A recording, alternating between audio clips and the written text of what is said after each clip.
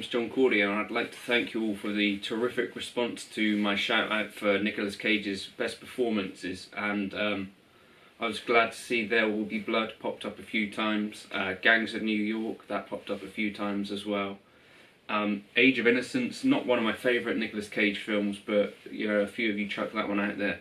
But yeah, it's really good to see that support coming in, not just for Nick Cage, but also for Jim Cookson. So let's keep that happening. And if you want to comment below your favourite Daniel Day-Lewis performances, do feel free to do so. I know Jim Cookson he's multifaceted. He'll also enjoy hearing, you know, the films where Daniel Day-Lewis really put acting on the map. The intro there, I was recreating my JC Badonk preset, which is kind of that genty, heavier prog metal kind of tone that I've been experimenting with the HX Stomp. So I recreated it for the Pod Go, and I thought it might be an opportunity to talk about. So I occasionally still get asked questions like, should I go for the Pod Go or the HX Stomp? And so I thought it might be worth, again, just discussing quickly what the kind of differences as I see them are. And I also found out a thing, so you know you've got like a semi-fixed signal path with the Pod Go. I was looking for the stereo, stereo width, and I was thinking in the logical places where that might be, but as it happens, it's underneath the volume pedal. So if you go into the volume pedal as an option and press on this button here, you have other things that you can use it for, so like panning, stereo width. So I was kind of happy to find that that's in there. So yeah, stereo width, just a little thing that I found earlier today. You go into the volume pan, and at the very bottom you've got this thing which kind of spreads things across the stereo field a little better. So in terms of thinking about what are the differences between these units, obviously both of them are a compromise on a full Helix. So I think if you want the full Helix experience, the Helix LT is probably the cheapest thing. That's the only thing aside from the HX effects that I've not played in the Helix world. But that is the full Helix experience, just with slightly less send and returns, and I think also without the scribble strips. Aside from that, it's basically a full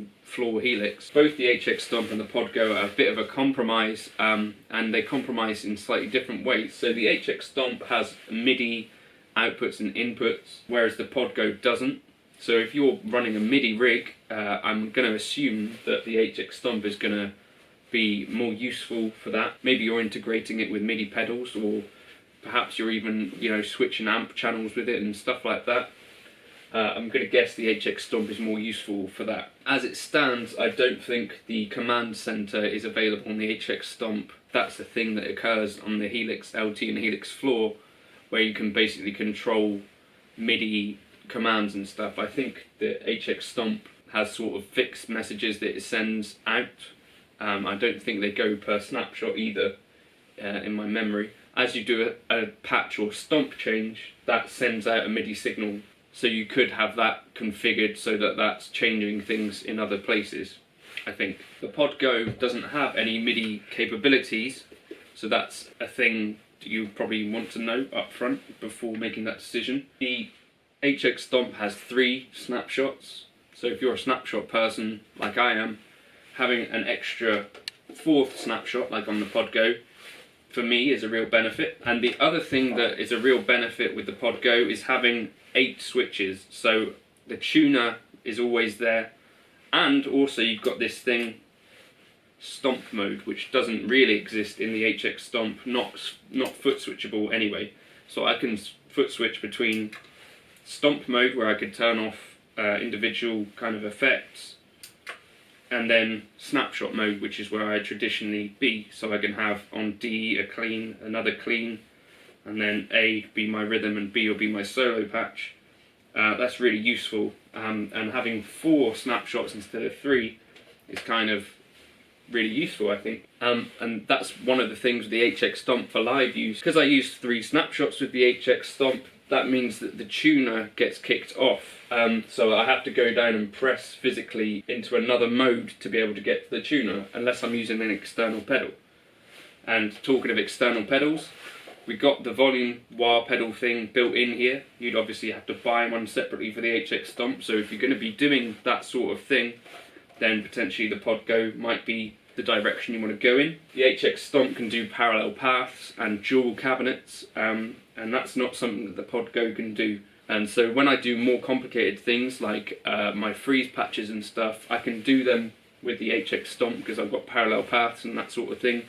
With the Podgo, it's not really possible. So it's a bit of a balance of compromises. Either you go with something which is sort of more live ready in some ways, but doesn't have MIDI, or the other route you go for something which has MIDI but is less live ready in other ways. I think is a little bit of a toss up between the two.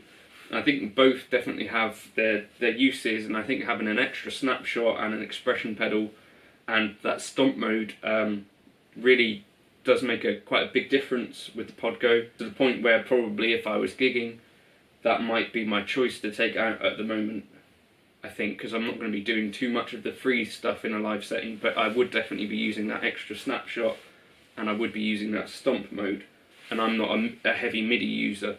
If I was a MIDI user, I think the HX Stomp would probably be the one that I'd go for, or the Helix LT. Now I think maybe that's something to consider if you go down the HX Stomp route. As much as I really dig the HX Stomp, if you're trying to bring it live ready and you're using expression pedals and additional foot switches, I do wonder whether you might be better off just going for the Helix LT, and then you'd have the full Helix experience essentially. So yeah, let me know in the comments if you've got other thoughts on that, other things that I've missed.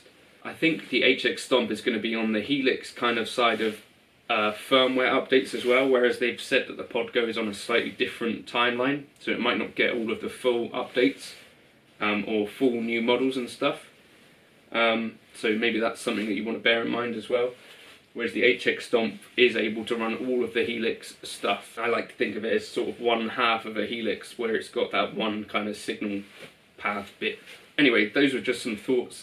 Since I get asked it quite a bit, those are the pros and cons, I think, of either device for me. Bit of a difficult one to choose between them though.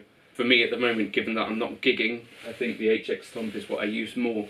If I was gigging, I think I would need that extra snapshot, and having the pedal there would be useful, but it's 2020 and that's the year of no gigs, obviously.